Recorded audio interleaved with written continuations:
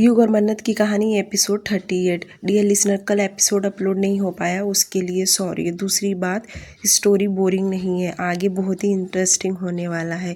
और तीसरी बात, युग ने मलेशिया से मन्नत के लिए 8 मिलियन का रिंग लाया था। चलिए कहानी शुरू करते हैं। मन्नत ने अपने दोनों हाथ आंखों पर रख लिए। उसे इस वक्त यहाँ देख युग अपनी आंखें छोटी करते हुए उसकी ओर बढ़ गया। युग को अपनी तरफ आते हुए आहट सुन मन्नत तुरंत पीछे मुड़ी बाहर जाने के लिए कि युग एकदम से मन्नत के करीब आके कहा, तुम इस वक्त यहाँ कैसे? मन्नत बिना युग के तरफ देखे बोली, वह मैं राहुल भाई के साथ आई हूँ। अब युग मन्नत के सामने खड़ा हो गया। युग को अपने सामने देख मन्नत असमंजस में पड़ गई। वह तुरंत अपनी नज़रें इधर उधर फेरने लगी क्योंकि युग सिर्फ टॉवेल पर ही था। उसका नेक बॉडी साफ दिखाई दे रहा था। अब युग ने भारी आवाज़ में कहा, मेरे सवालों का ये जवाब नहीं है। तुम्हें इस वक्त यहाँ क्यों आना पड़ा? युग के ऐसे शक भरे सवाल सुन मन्नत अंदर से डरने लगी।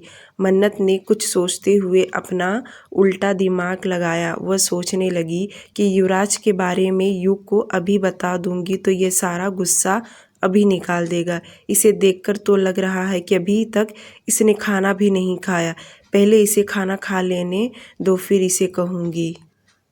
मन्नत ने हिम्मत करके युग की तरफ देख अपनी बात समझाते हुए बोली, तुम घर क्यों नहीं आ रहे हो? तुम्हारा कमरा बहुत बड़ा है, मुझे तो डर लग रहा है। अब अजीबो गरीबो सपने आ रहे हैं भूत पिचास के।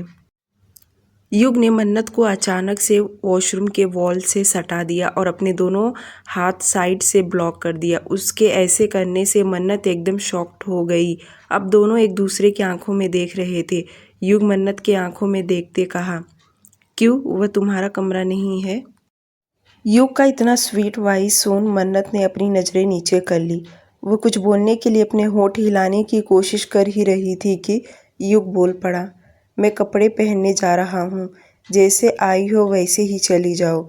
अगर तुम 5 मिनट में यहाँ से नहीं गई तो मैं तुम्हें जाने नहीं दूंगा। तुम चाह कर भी नहीं जा पाओगी। युग इतना बोल वॉशरूम में से निकल गया और जाते जाते दरवाज़ा जोर से बंद करके बाहर चला गया। वह अपने कमरे के कबर्ड से नाइट कपड़े निकाल पहनने लगा। वॉशरूम में मन्नत अभी भी खड़ी थी। युग क्या बोल कर गया उसे कोई फ़र्क नहीं पड़ रहा था क्योंकि अब वह युग के बातों को ज़्यादा सीरियस नहीं लेती। कभी कभी उसे जो करना रहता है वह वही करती है। मन्नत वॉशरूम में से निकलकर बाहर आके बेड पर बैठ गई। 5 मिनट होने के बाद युग लोअर और टी शर्ट पहनकर बाहर आया तो उसकी नज़र बेड पर बैठी मन्नत पर गई। युग मन्नत की ओर बढ़ने लगा और कहा, तो तुम अभी तक गई नहीं, तो अब पछतावा मत करना क्योंकि अब तुम चाह कर भी नहीं जा सकती। मन्नत बड़े एटीट्यूड के साथ बोली, क्यों, तुमने मुझे मारने का प्लान बनाया है क्या? जो मैं इतनी रात को घर से आई हूँ तो किसी को पता नहीं चलेगा और तुम मुझे मार डालोगे? युग मन्नत के एकदम करीब जाकर कहा, सजा तो तुम्हें आज मिलकर ही रहेगा मिसेस बजाज। मन्नत फेक स्माइल करते हुए युग के इर्द गिर्द घूमते हुए बोली, मुझे पूरा राइट्स है कि मेरे पति का जहाँ भी प्रॉपर्टी रहेगा वहाँ मुझे पूरा अधिकार है आने जाने का। तो उस हक से मैं यहाँ आई हूँ। तुम भी मुझे नहीं रोक सकते। युग हल्की मुस्कुराहट रखते हुए अपने चीन पर हाथ फेरते आगे कहा, आज मुझे कुछ मीठा खाने का दिल कर रहा है। मन्नत नासमझी से तुरंत बोली, सर्वेंट को बोल दो, वह बना देगी। उसकी कोई ज़रूरत नहीं है। मुझे उस मीठे की बिल्कुल भी ज़रूरत नहीं है। क्या तुम्हें अभी भी नहीं समझा कि मैं किस मीठे के बारे में कह रहा हूँ? युग के कहे गए बातों को मन्नत अब जाकर उसकी डबल मीनिंग बातें समझी और उंगली पॉइंट करते हुए बोली, तुम एक नंबर के बुरे इंसान हो। इतना बोल मन्नत जैसे जाने को मुड़ी कि पीछे से युग उसकी गर्दन पकड़ एकदम अपने फेस के करीब कर लिया। इतना करीब कर लिया कि उन दोनों का नाक टच होने लगा। युग बिना सेकंड गंवाए मन्नत के होंठ पे अपने होंठ रख दिया। वही मन्नत हैरान रह गई। उसकी आवाज़ गले में ही अटक कर रह गई और आंखें बड़ी बड़ी फैल गई। युग के इतने स्मूथ किस करने से मन्नत अपने हाथ उसके सीने पर रख धक्का देने लगती है। मन्नत का यूं धक्का देना युग एक हाथ से पकड़ पीछे मरोड़ दिया। अब मन्नत लगातार छटपटाने लगी, जिससे युग और ज़्यादा डीपली चूमने लगा।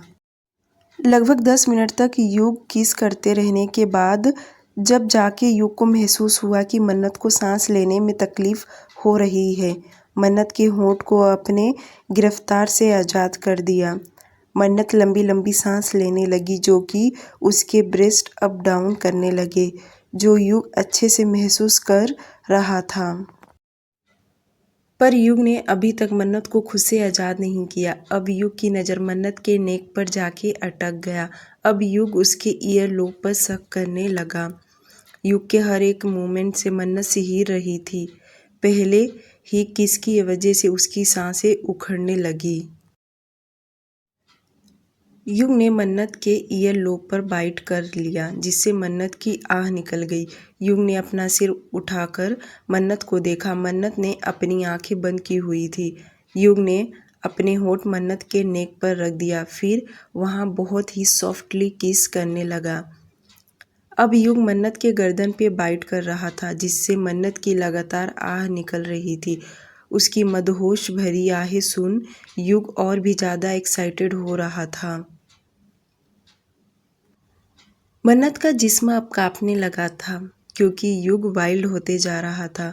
मन्नत अब रोते हुए बोली, आह, तुम मुझे हर्ट कर रहे हो। मन्नत का इतना कहना कि युग तुरंत रुक गया और मन्नत की आंखों से आंसू बहने लगे, जो युग देख कहा, मैंने तुम्हें पहले ही कहा था, चली जाओ वरना पछताओगी। मन्नत आंखों में गुस्सा साफ नजर आ रहा था। उसकी आंखें गुस्से से धधक रही थी। मन्नत ने गुस्से से युग के चेस्ट पर अपने नाजुक हाथों से मारते हुए बोली, तुम्हारी हिम्मत कैसी हुई मुझे छूने की। युग मंद मंद मुस्कुराते हुए कहा, मेरी हिम्मत कितनी है तुमने अभी तक देखी कहाँ। ये तो कुछ नहीं। मैं तो कहता हूँ, जो कल करे सो आज करे, जो आज करे सो अब करे, पल में मन बदले ये कोई नहीं जाने। मन्नत के आंखों से आंसू बहते जा रहे थे। मन्नत तुरंत बाहर जाने के लिए मुड़ी कि युग ने तुरंत उसका हाथ पकड़ अपनी ओर खींच लिया। ऐसे अचानक से खींचने से मन्नत युग के सीने से जा लगी और युग अपने हाथों से मन्नत के बाहें पकड़ अपने से थोड़ा दूर किया। अपने राइट हैंड से मन्नत के गालों पे आ रहे बालों को साइड किया। युग के ऐसे करने से मन्नत ने अपने हाथों से युग के हाथों को झटक दी। ये देख युग ने अपने दोनों हाथ की हथेली से मन्नत के फेस को पकड़ बड़े प्यार से पूछा, खाना खाई तुम? तभी युग की नज़र मन्नत के रिंग पर गई। युग के फेस पर हल्की स्माइल आ गया। वह मन्नत का हाथ पकड़ ऊपर करते कहा, ये रिंग तुम्हारे हाथों में अच्छी लग रही है। रिंग का नाम सुन मन्नत तुरंत अपने फिंगर से वह रिंग निकाल के युग के तरफ बढ़ा दिए, जो देख युग अपनी आंखें छोटी करते देखने लगा। मन्नत बिना युग के तरफ देखे बोली, ये रिंग मुझे नहीं चाहिए। युग भारी आवाज़ में कहा, पर क्यों? मन्नत अभी भी नज़रें झुकाए ही बोली, ये बहुत कीमती रिंग है, कहीं मुझसे खो गया तो? इससे अच्छा है कि तुम अपने पास ही रखो।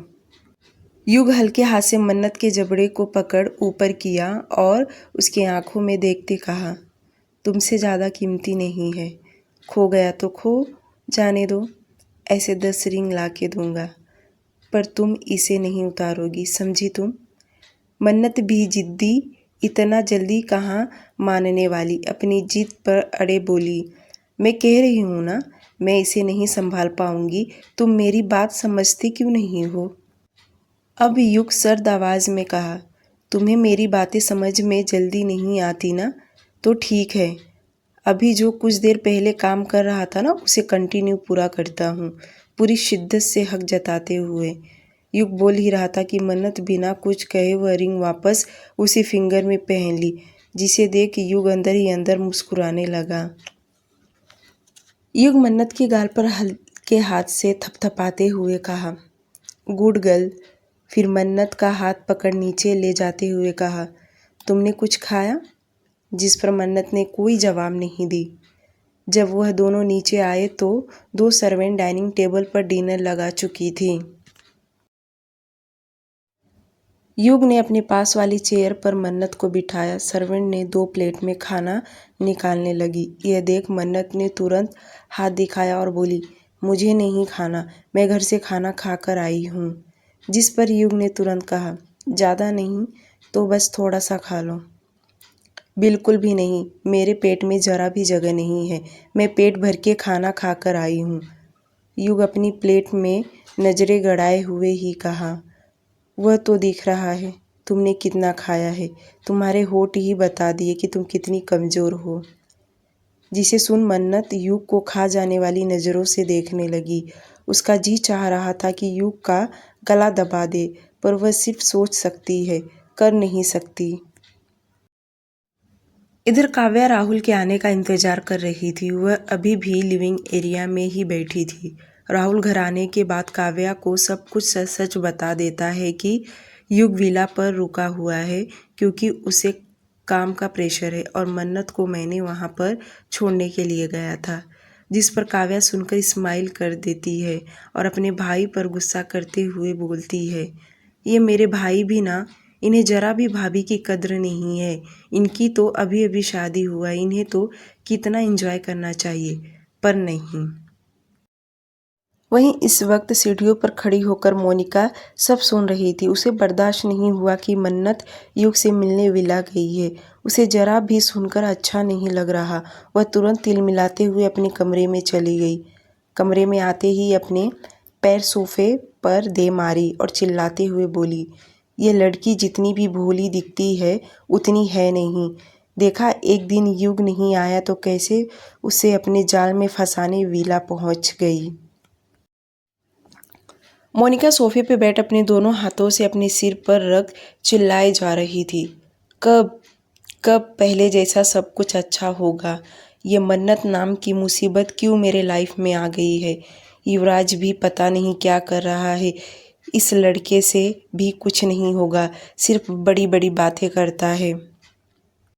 मोनिका ने अपना सेल फोन उठाकर युवराज को कॉल डायल की। युवराज इस वक्त ड्राइविंग कर रहा था और अपने मोबाइल स्क्रीन पर मोनिका का नाम देख मुस्कुराते हुए कॉल रिसीव किया। युवराज स्माइल करते हुए बोला, हेलो पार्टनर।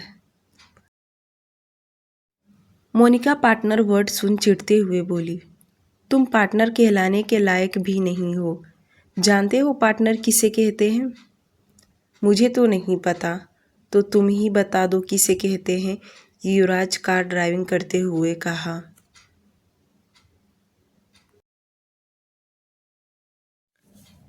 तो सुनो, पार्टनर किसे कहते हैं। पहली बात, दोनों पार्टनर के बीच में अंडरस्टैंडिंग होना चाहिए जो तुम में नहीं है, और हमें अपने प्लान पर ज़्यादा से ज़्यादा फोकस देना चाहिए। और हम जो षड्यंत्र बनाते हैं ना, वह दोनों पार्टनर को पता होना चाहिए। पर तुम्हारी तरफ से तो कुछ भी मुझे पता नहीं चलता कि तुम क्या प्लान बना रहे हो, आगे क्या करने वाले हो। युवराज कार तेज चलाते हुए मुस्कुराहट के साथ बोला, खूबसूरत लड़कियों को ज़्यादा गुस्सा नहीं करना चाहिए, नहीं तो वह जल्दी बूढ़ी हो जाती हैं। अब मोनिका चिढ़ते हुए बोली, ये तुम क्या बकवास बातें कर रहे हो। तुम क्या इसी सब पर सर्च करते रहते हो? दूसरा, तुम्हें कुछ काम नहीं है क्या? मोनिका का गुस्सा देख युवराज अपनी हंसी कंट्रोल करते हुए कहा, तुम्हें यकीन नहीं तो किसी स्पेशलिस्ट डॉक्टर से पूछ लो, वह खुद ब खुद बता देंगे तुम्हें। उन पर तो तुम्हें यकीन आएगा ही ना। मोनिका अपना गुस्सा कंट्रोल करते हुए बोली, ये फालतू की बातें करना बंद कर दो, कुछ काम की बातें भी किया करो। तुम्हें कुछ बताने के लिए कॉल की हूँ, अगर तुम सुनना चाहो तो। कॉल की दूसरी ओर से युवराज बोला, हाँ तुम बताओ, मैं सुन रहा हूँ।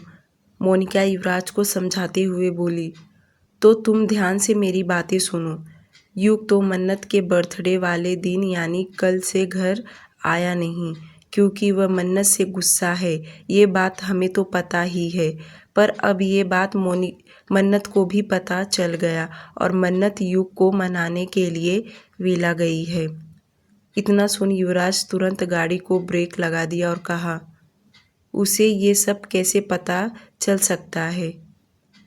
फिर उसे तुरंत ध्यान आया कि हाँ, उसने फ़ोटो वाली बात मन्नत को बताया था, इसलिए मन्नत को पता चल गया होगा कि युग गुस्से में है। पर यह लड़की उसे क्यों मनाने के लिए गई? युवराज अपने ख्यालों में सोच ही रहा था कि कॉल की दूसरी ओर से मोनिका हाइपर होते हुए बोली, अब तुम्हें क्या हो गया? तुम कौन से सदमे में चले गए हो? तुम तो कहते हो तुम्हारा प्लान कभी फ्लॉप नहीं होता है, तो अब कैसे हो रहा? कभी ढंग का स्ट्रॉन्ग प्लान बनाया करो। युवराज कुछ सोचते हुए कहा, तुम परेशान मत हो, हमें उसके दिमाग से खेलना होगा। अगर ऐसी वैसी कुछ हरकत किया तो उसे समझ जाएगा। अगर दिमाग से खेलेंगे तो उनमें बहुत दूरियां आ जाएगा, जो जोड़ना नामुमकिन है। तुम्हें समझ में आ रही है ना मेरी बात? इधर मोनिका अपने हाथों से सिर पर रब करते हुए बोली, पर कब ऐसा होगा? तुम सिर्फ मुझे संतावना दे सकते हो, पर रिजल्ट तो कुछ नहीं आ रहा। उल्टा युग मेरे हाथ से पूरी तरह से निकल गया है जब से वह लड़की मुसीबत युग के लाइफ में आई हुई है। युवराज मोनिका को शांत कराते हुए कहा, देखो, शांति से सब कुछ करना होगा, नहीं तो जल्दबाजी में कुछ भी गड़बड़ हो सकता है। अगर तुम चाहती हो कि हमेशा के लिए तुम्हारी मुसीबत चली जाए तो थोड़ा सब्र करना होगा, नहीं तो तुम्हारे वजह से सब गड़बड़ हो सकता है। युवराज की सीरियस बातें सुन मोनिका थोड़ी शांत हो गई। उसकी बातें समझते हुए हाँ भर दी। दोनों ने 5 मिनट तक और लगातार बातें किए। उसके बाद दोनों ने कॉल डिस्कनेक्ट कर दिया। कॉल कट करते ही युवराज मोनिका के ऊपर गुस्सा करते कहा, इस लड़की के वजह से मेरा पूरा प्लान चौपट हो सकता है। अगर मुझे युग बजाज से बदला ना लेना होता तो तुम जैसी लड़कियों को मैं अपने मुंह तक ना लगाता। तेरे जरिए मैं युग तक पहुंच सकता हूं। इतना बोलकर वह कार में बैठे मुस्कुराने लगा। वहीं राहुल और काव्या अपने कमरे में आए। राहुल अपना नाइट कपड़े हाथ में लेकर वॉशरूम में जाते जाते कहा, तुम सही कह रही हो, उन दोनों की अभी अभी शादी हुआ है, उन्हें तो खूब एंजॉय करना चाहिए ताकि यह दोनों गुड न्यूज़ जल्दी सुना सके। काव्या अपनी आईब्रो चढ़ाते हुए राहुल को देख बोली, तो तुम क्या चाहते हो? यही कि मैं भी जल्द से जल्द पापा बन जाऊं, क्योंकि हमारी शादी पहले हो चुकी है। जिस पर काव्या थोड़ी शर्माते हुए बोली, इतनी भी क्या जल्दी है, हो जाएंगे जब होना रहेगा। जो सुन राहुल जाते जाते रुक गया और अपने नाइट कपड़े सोफे पर फेंक काव्या के पास आके उसे पीछे से हक करते हुए कहा, तो चलो आज से ही काम पर लग जाते हैं। जिस पर काव्या ने अपनी कोहनी राहुल के पेट पर मारते हुए बोली, राहुल, मुझे इतनी जल्दी बच्चे नहीं चाहिए। अभी तो हम दोनों को घूमना फिरना मौज मस्ती ये सब करना है, बाद में तो हमें बच्चे ही संभालने पड़ेंगे। राहुल काव्या को प्यार करते हुए उसका फेस अपने तरफ किया, उसके गाल को प्यार से छूते हुए कहा, ओके मेरी जान, जैसे तुम कहो। रात का समय मेहता बंगलो। नंद किशोर शाह और उनकी बेटी निया दोनों आज डिनर के लिए नारायण जी अपने घर बुलाए थे, ताकि उनके बेटे के साथ उन दोनों की बातचीत होती रहे, क्योंकि उनका बेटा अपनी तरफ से कोई ट्रिक नहीं लगाएगा। जो करना है वह नारायण जी को ही करना पड़ेगा। नारायण जी अपने प्लान में अभय को भी शामिल कर लेते हैं और वह भी उनका फुल सपोर्ट करता है। नारायण जी का सपना यही है कि उनके जीते जी उनका बेटा शादी कर ले, उसका घर बसता हुआ वह देखना चाहते हैं, पर उनके बेटे को इन सब के झमेले में नहीं पड़ना है। डिनर करने के बाद नारायण जी और नंदकिशोर जी दोनों लिविंग एरिया में बातें करने लगे और रेहान और निया को उन दोनों को ऊपर भेज दिए ताकि वह ज़्यादा से ज़्यादा समय एक दूसरे के साथ बिताए। रेहान का उल्टा ही था, निया के साथ ज़्यादा देर बैठना ही उसे सजा लगता था। वह उसके साथ टाइम स्पेंड नहीं करना चाहता क्योंकि उसने अपनी आँखों से देखा है उसे ड्रिंक करना, लड़कों के गले में हाथ डालकर डांस करना, पार्टी क्लब में जाना, जिससे उसका और भी नफरत बढ़ते जा रहा था। निया जब भी उनके घर पर जाती थी, रेहान कुछ ना कुछ बहाना बनाने लगता। ये काम वह काम उल्टा पट्टी पढ़ाने लग जाता था और उनके जाते ही वह अपने डैड को समझाने लगता। काफ़ी देर के बाद नंदकिशोर जी ने नारायण जी से कहा कि अब हमें घर जाना चाहिए, काफ़ी देर हो गया है, जिस पर नारायण जी ने हाँ भरी। 15 मिनट के बाद वे लोग अपने कार में बैठकर मेहताब बंगलो से निकल गए। उनके जाते ही रेहान अपने सिर पर हाथ रख गहरी सोच में डूब गया। नारायण जी ने अभय को कहा कि रेहान को नीचे बुलाकर लाए। अभय रेहान के कमरे में आया। रेहान इस वक्त अपने कमरे में बालकनी में सोफे पर बैठा हुआ था। अभय ने उसके कंधे पर हाथ रख बोला, चल तुझे अंकल बुला रहे हैं। 5 मिनट में दोनों नीचे आए। नारायण जी थोड़ा सख्त होते हुए बोले, बेटा ये तुम कभी कभी बच्चों वाली हरकतें क्यों करते हो? वह मेहमान है, उनके जाने के टाइम तुमने उन्हें बाहर तक छोड़ने भी नहीं गए। यह देख उन्हें कैसा लगता रहेगा, खास करके वह होने वाली बहू को वह क्या सोचती होगी। बहू वर्ड सुन रेहान के अंदर चिढ़ मच गया। वह थोड़ा हाइपर होते हुए कहा, डैड मुझे उस लड़की से शादी नहीं करना जो एक बेवड़ी हो, रात भर पार्टी क्लब में आना जाना, शराब पिए। ऐसी लड़की मुझे मेरी ज़िंदगी में नहीं रख सकता। ये सुन नारायण जी को भी अच्छा नहीं लगा। फिर भी वह रेहान को समझाते हुए बोले, बेटा आजकल कोई भी साधु संत नहीं है, ये छोटी मोटी आदतें सबके अंदर होती है। क्या हो गया अगर उसने थोड़ी ड्रिंक कर ली तो? अब क्या था? रेहान थोड़ा गुस्सा और लाउडली वॉइस में बोला, डैड ये आप कह रहे हो कि थोड़ा ड्रिंक करती है तो क्या होगा? इससे अच्छा तो मैं बिना शादी के ही मर जाऊं चलेगा, पर मुझे अपने गले में ऐसी रस्सी नहीं बांधना जो मुझे घुटन दे। अब अभय रेहान पर गुस्सा करते हुए कहा, तू अपने आप को समझता क्या है? अंकल ठीक ही तो कह रहे हैं, आजकल कॉमन बात है, हर कोई ड्रिंक कर लेता है, स्मोक करता है, तो क्या हो गया? और तुझे इतनी दूध की धुली हुई लड़की कहाँ मिलेगी? अभय की बातें सुन रेहान चिढ़ते हुए कहा, तो मुझे नहीं चाहिए दूध की धुली हुई लड़की। मैं कहाँ मरे जा रहा हूँ शादी के बिना कि मुझे शादी करना ही है, नहीं तो मैं मर जाऊँगा। मैं जैसा भी हूँ ठीक हूँ और मैं इसी में खुश हूँ, तो प्लीज़ मुझ पर आप लोग ज़्यादा प्रेशर ना डालें। जिस पर अभय ने कहा, ठीक है हम तेरे पर प्रेशर नहीं डालेंगे, तो तू ही कहीं ढूंढ ले लड़की जो गाय और बकरी की तरह हो। तू जहाँ पर उसे बांधे वह वहीं पर खड़ी रहे। ढूंढ ले ऐसी लड़की जिसके मुंह में जुबान ना हो, तेरे आगे कभी कुछ बोले नहीं, तू जो बोले वही सुने, सबके आगे गूंगी बहरी हो। रेहान ने लंबी गहरी सांस छोड़ते हुए कहा, जब मुझे शादी ही नहीं करना है तो मैं कैसे क्यों ढूंढूं? मैंने कहा ना मैं ऐसी ही ठीक हूँ। रेहान इतना बोल सीढ़ियों से ऊपर चढ़ने लगा। वहीं नारायण जी अपने बेटे के ना शब्द सुन उनके सीने में दर्द होने लगा।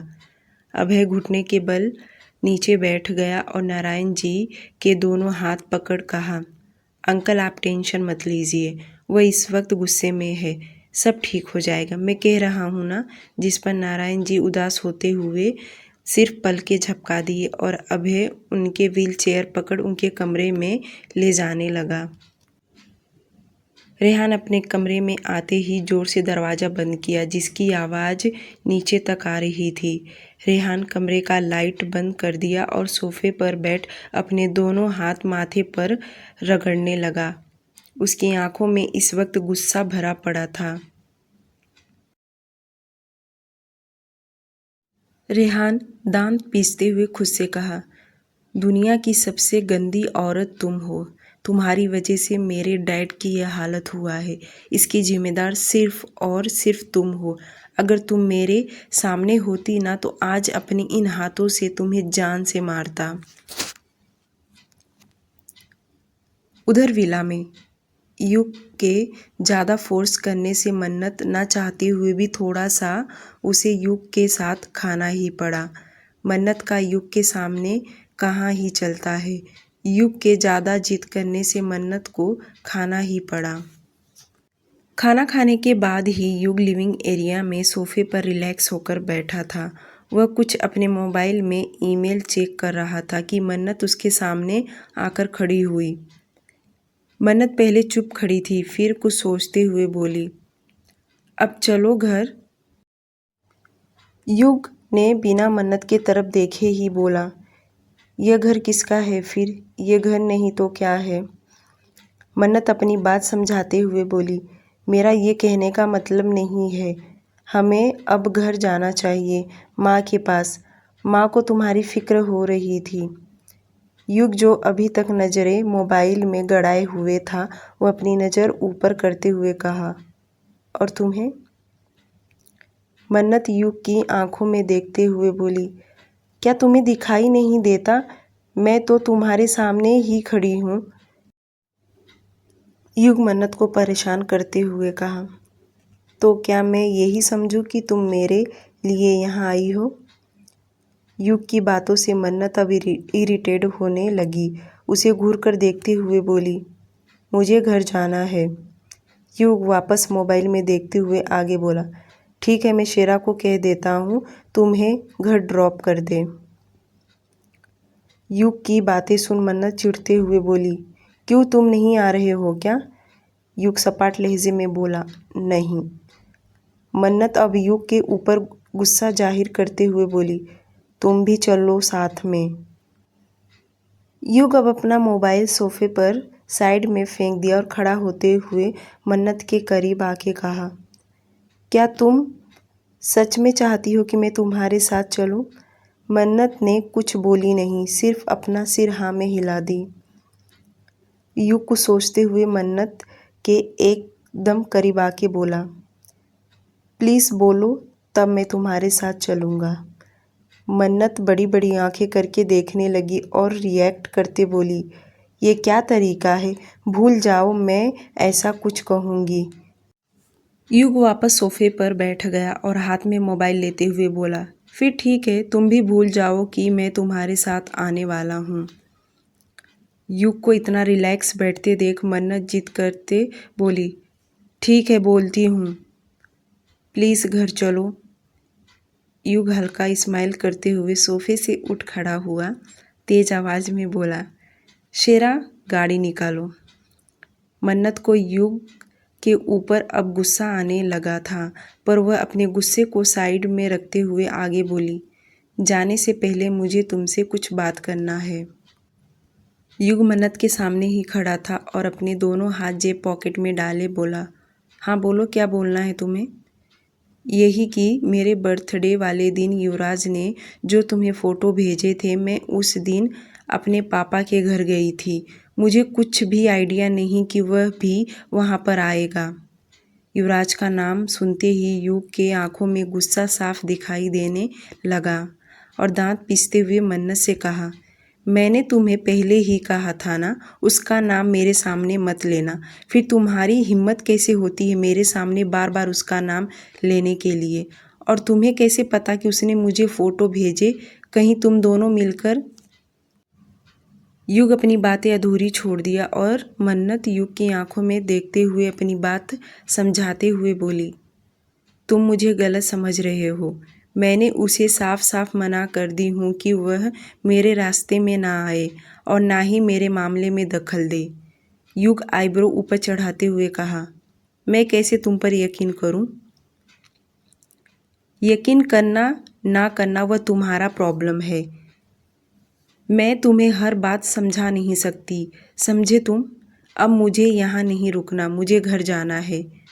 युग गुस्सा करते हुए कहा, मैंने तुम्हें 1000 बार मना किया है, उससे दूर रहो, मतलब दूर रहो। समझ में आ रही है ना मेरी बात तुम्हें? मन्नत ने फिर से बिना कुछ कहे हाँ में गर्दन हिला दी। युग अपने दोनों हाथ फोल्ड किया और एटीट्यूड के साथ खड़ा था और कहा, घर जाने से पहले तुम मुझे सॉरी बोलोगी, वह भी कान पकड़ के। मन्नत दूसरी तरफ मुंह फेरते हुए बोली, ये क्या बकवास बातें कर रहे हो तुम? युग भी ठहरा जिद्दी, जिद करते हुए कहा, मैं बकवास नहीं करता, समझी तुम? थोड़ी देर पहले तुम्हें डेमो जो दिया था। अब मन्नत को कुछ देर पहले युग ने जो कमरे में किया, उसे वह सीन याद आने लगा। बिना बहस किए बोली, कितनी बार सॉरी बोलना है? युग भी एटीट्यूड के साथ बोला, जब तक मैं स्टॉप ना कहूँ तब तक तुम सॉरी बोलोगी। युवराज का नाम सुन युग मन्नत को सजा दे रहा था। मन्नत अपनी नज़रें नीचे किए हुए अपने दोनों हाथों से दोनों कान पकड़ बोलना स्टार्ट की, sorry sorry sorry sorry sorry sorry sorry sorry. Sorry बोलते बोलते मन्नत ने साथ में रोना स्टार्ट कर दी, पर उसने एक बार भी युग के तरफ नज़र उठाकर नहीं देखी। मन्नत के आंख से आंसू उसके गाल पर लुढ़क गए, जो देख युग तुरंत मन्नत के करीब आके अपने हाथों से उसके हाथ को पकड़ के बोला, तुम्हें अब बोलने की ज़रूरत नहीं है, तुम रो क्यों रही हो? युग मन्नत को चुप कराने लगा तो मन्नत को और भी रोना आ रहा था, क्योंकि उसकी कोई गलती नहीं थी, फिर भी युग उसे ही सजा देता है। वहीं युग को अब अपने ऊपर गुस्सा आने लगा कि वह मन्नत के साथ कुछ ज़्यादा ही सख्त पेश आता। युग अपने अंगूठे से मन्नत के आंसू साफ करने लगा, साथ में बोला, चलो अब घर चलते हैं। सुबह का वक्त, मेहता बंगलो। रेहान अपने कमरे में था कि कदम आकर दरवाज़ा ज़ोर ज़ोर से खटखटाने लगा। दरवाजे की तेज आवाज़ सुन रेहान ने दरवाज़ा खोला। कदम को हाँफते हुए देख टेंशन भरी आवाज़ में रेहान पूछा, क्या हुआ?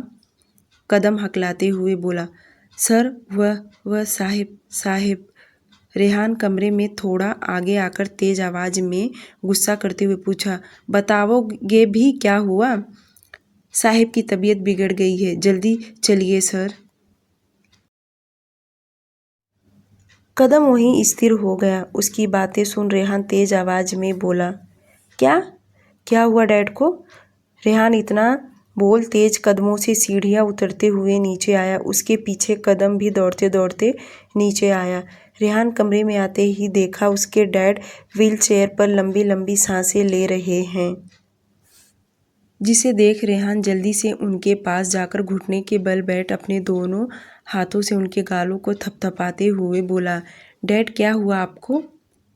रेहान तेजी से बोला, कदम डैड को जल्दी से लेकर चलो, और जल्दी से अपनी गाड़ी का की लिया। कदम और रेहान दोनों ने मिलकर नारायण जी को कार में बिठाया। रेहान ड्राइविंग करने लगा। वह इस वक्त नाइट कपड़े में ही था। 8:40 पर रेहान अपने डैड को लेकर हॉस्पिटल आ गया और जल्दी से उन्हें इमरजेंसी वार्ड में लेकर गए। रेहान को इस वक्त कुछ भी समझ में नहीं आ रहा कि अचानक से उसके डैड को क्या हो गया। रेहान इमरजेंसी वार्ड के बाहर खड़े होकर कंटिन्यू अपने डैड के बारे में सोच रहा था। उनकी हालत देख बहुत ज़्यादा अंदर ही अंदर हमेशा की तरह डर जाता है, अगर उन्हें कुछ हो गया तो। रेहान इमरजेंसी वार्ड के बाहर बैठे ही सोचे जा रहा था कि कल रात उसने कैसे अपने डैड के साथ बातें किया। शायद इन्हीं वजह से उन्होंने ज़्यादा टेंशन लिया है, जिस वजह से उनकी तबीयत अचानक ख़राब हुई है। रेहान चेयर पर बैठे अपने सिर को पीछे की ओर ढकेल काफ़ी देर से यही सोच रहा था कि उसे इस तरह से नहीं बात करना चाहिए था। अपने डैड के साथ वह अपने आप को कसूरवार ठहराने लगा। उसे अपने आप पर गुस्सा आ रहा था कि वह क्या कर ले खुद को। अगर आज उसके डैड को कुछ हो गया तो क्या करेगा? वार्ड के अंदर डॉक्टर नारायण जी के चेकअप कर रहे थे। रेहान उठकर खड़ा हो गया और इधर उधर चक्कर लगाने लगा। वहीं कदम थोड़ी दूरी पर बाहर आकर खड़ा था। हॉस्पिटल के कॉरिडोर के पास नैना चाय लेकर जा रही थी। उसने वहां पर कदम को देख ली। कदम को देख एक पल के लिए सोच में पड़ गई। ये तो रेहान सर के घर का सर्वेंट है। यहाँ क्या कर रहा है?